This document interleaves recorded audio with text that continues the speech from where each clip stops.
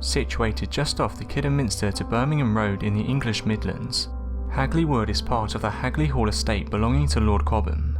The strange tale of Wych Elm Bella continues to puzzle researchers to this day, and has re-emerged over the decades since World War II in the form of a bizarre graffiti message scrawled on walls and monuments. The story dates back to April the 18th, 1943, when 4 local boys were out poaching in woodland belonging to Lord Cobham. In search of bird nests, one of the boys, Bob Farmer, attempted to climb an old, almost hollow elm tree. Standing in the branches, Farmer looked down to see a human skull grinning back at him. The boys kept their discovery a secret on returning home because they'd been engaged in illegal activity. But the youngest boy, Tommy Willits, felt uncomfortable about keeping such a secret and decided to tell his father about what they'd found. Naturally, his father then told the Worcestershire County Police Force, who went to the site the following morning. When the police investigated the mysterious human remains in the wych elm tree, they discovered an almost complete skeleton, minus a hand which laid nearby. Also in the hollow tree were clothing, a gold wedding ring and a shoe which had all but rotted away. The task of examining the body fell to Professor James Webster, then head of the Home Office Forensic Science Laboratory in the West Midlands, who just prior to World War II had set up the West Midlands Forensic Science Laboratory at Birmingham University. After a detailed examination at the lab at Birmingham, Professor Webster ascertained that the woman was probably about 35 years old, 5 feet tall with mousy brown hair and irregular teeth in the lower jaw. She had also given birth at least once. He estimated that she'd been dead for at least 18 months before she was found. It was suspected that the cause of death was asphyxiation. The authorities had enough to go on, but days, weeks and months rolled by with no one coming forward to identify the woman, and no clear suspect. Although lists of missing persons were carefully checked, the uncertainties of war had increased the amount of women reported missing and forced people to change addresses frequently. But the most unusual detail was that despite searches through dental records, no trace of the woman was found. Even after a description of the woman and the specific irregularities of her lower jaw were published in dentist journals, and despite the fact she'd had a tooth taken out from the right side of her lower jaw within a year of her death, there was no response. The only thing that the police were fairly certain of was that the woman was a stranger to the area. There were no local missing persons whose descriptions matched that of the victim, and only one clue that came from anyone in vicinity of Hagley. This clue was in the form of a report from the executive of an industrial company. In July 1941, he'd been walking to his lodgings in Hagley Green when he heard a woman's screams coming from Hagley Wood. A couple of minutes later, he met a school teacher walking in the opposite direction who'd also heard the screams.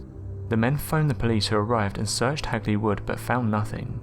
This incident was exactly 20 months before the body was discovered, and considering the pathologist's estimate that the woman had been dead for at least 18 months before she was found seemed extremely promising. However, even with all these clues, it was a lead to nowhere.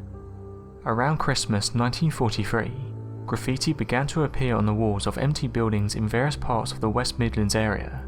The first hoop at Lubella down the wych elm was followed by many other slight variations. As time passed, the messages took on what was to be their settled form for years to come: "Who put Bella in the wych elm?" Though the graffiti seemed to be the work of a hoaxer with a sick sense of humour, there was the slim possibility suggested by the slogans that somebody knew something about the crime. But appeals from the mysterious graffitists to contact the police proved futile, though the messages continued to appear.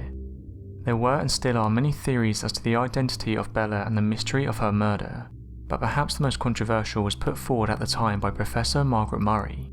Professor Murray drew attention to the fact that the hand was missing from the skeleton when found, and suggested it was the sign of a black magic execution. She linked it with the Hand of Glory, traditionally obtained at the dead of night when it would be cut from the body of an executed criminal.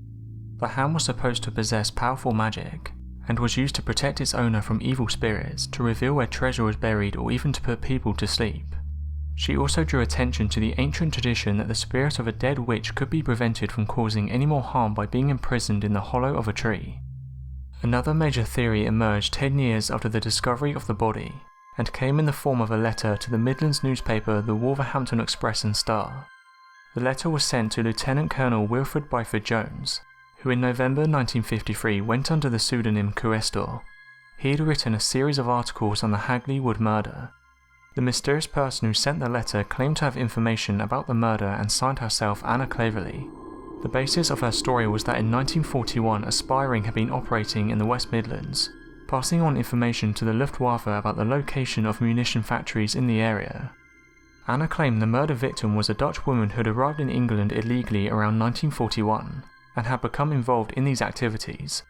Apparently she'd learned too much about the operation and was consequently killed. Other theories suggest that the woman had been made pregnant by a soldier and taken to the woods to be disposed of. Others proposed that she may have been a gypsy, as there was a report that at the time of her murder gypsies were camping in the area. However, the police rejected this idea, partly because of her clothing.